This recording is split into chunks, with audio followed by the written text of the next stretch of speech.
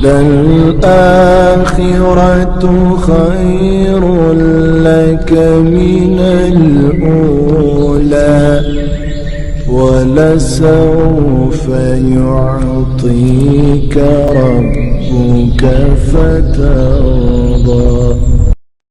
بسم اللہ الرحمن الرحیم۔ السلام علیکم ورحمۃ اللہ وبرکاتہ۔ میں امید کرتی ہوں کہ آپ سب ایمان اور صحت کی بہترین حالتوں میں ہوں گے۔ اللہ پاک سے دعا ہے کہ اللہ پاک ہمیشہ آپ کو اچھے حالوں میں رکھے اور آپ کی طرف بڑھنے والے ہر شر کو خیر میں بدل دے، آمین یا رب العالمین۔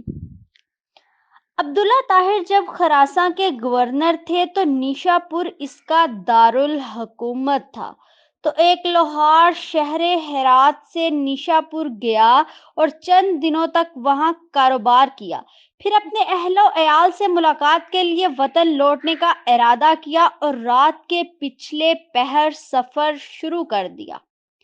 انہی دنوں عبداللہ طاہر نے سپاہیوں کو حکم دے رکھا تھا کہ وہ شہر کے مختلف راستوں کو محفوظ بنائیں تاکہ کسی مسافر کو کوئی خطرہ لاحق نہ ہو۔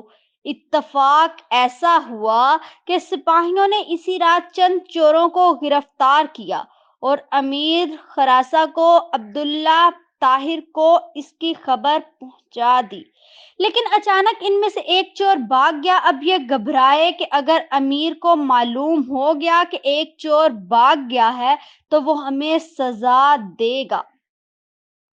اتنے میں انہیں سفر کرتا یہ لوہار نظر آیا۔ انہوں نے اپنی جان بچانے کی خاطر اس بے گناہ شخص کو فوراً گرفتار کر لیا اور باقی چوروں کے ساتھ اسے بھی امیر کے سامنے پیش کر دیا۔ امیر خراساں سمجھے کہ یہ سب چوری کرتے ہوئے پکڑے گئے ہیں، اس لیے مزید تفتیش و تحقیق کیے بغیر سب کو قید کرنے کا حکم دے دیا۔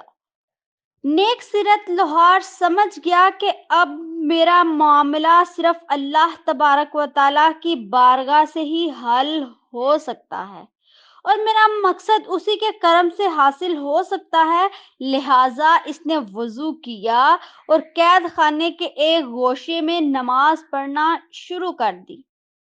ہر 2 رکعت کے بعد سر سجدے میں رکھ کر اللہ تعالیٰ کی یادگاہ میں بارگاہ میں رغبت انگیز دعائیں اور دل سوز مناجات شروع کر دیتا اور کہتا، اے اللہ، اے میرے پاک مالک، تو اچھی طرح جانتا ہے، تو اچھی طرح باخبر ہے، میں بے قصور ہوں۔ جب رات ہوتی تو عبداللہ نے خواب دیکھا کہ 4 بہادر اور طاقتور لوگ آئے اور سختی سے اس کے تخت کے چاروں پائیوں کو پکڑ کر اٹھایا اور الٹانے لگے۔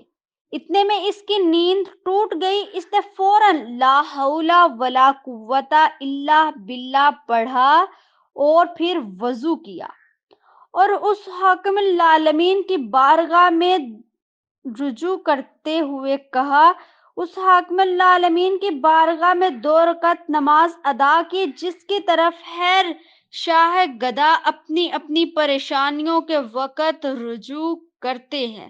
اس کے بعد دوبارہ سویا تو پھر وہی خواب دیکھا۔ اس طرح 4 مرتبہ اس نے ایک ہی خواب دیکھا۔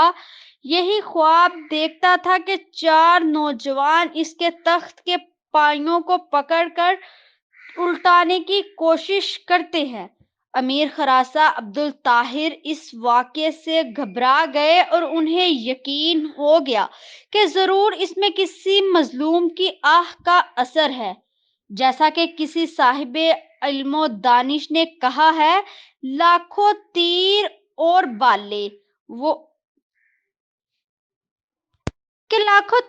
بالے وہ کام نہیں کر سکتے جو کام ایک بڑھیا صبح کے وقت کر دیتی ہے۔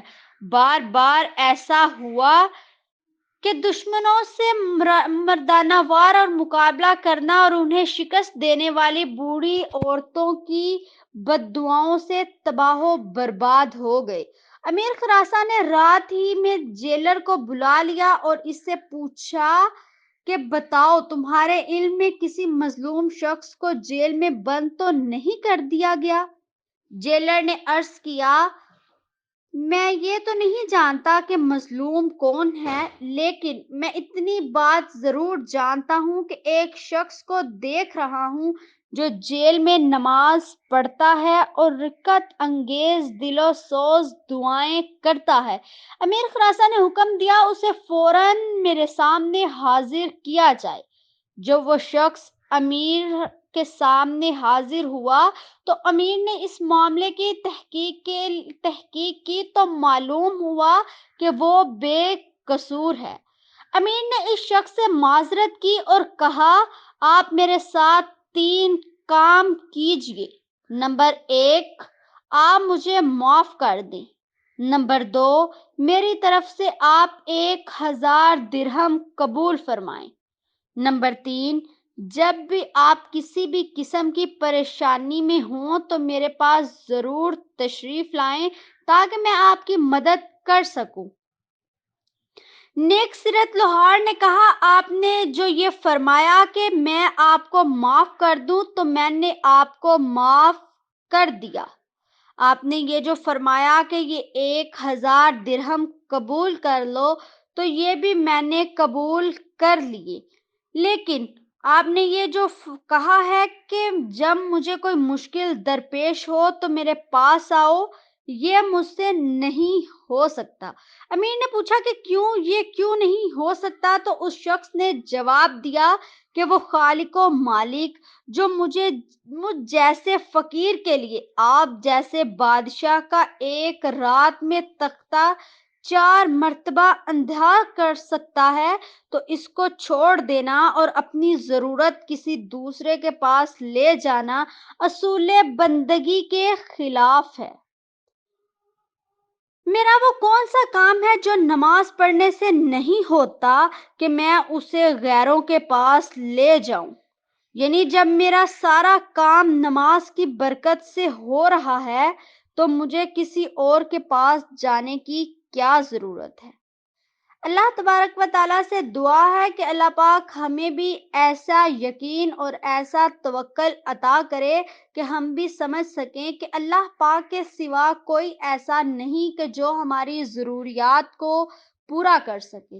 اللہ تبارک و تعالیٰ سے دعا ہے کہ اللہ پاک ہمیں اپنے سوا کبھی کسی دوسرے کا محتاج نہ بنائے، آمین یا رب العالمین۔ وَلَلْآخِرَةُ خَيْرٌ لَكَ مِنَ الْأُولَى وَلَسَوْفَ يُعْطِيكَ رَبُّكَ فَتَرْضَى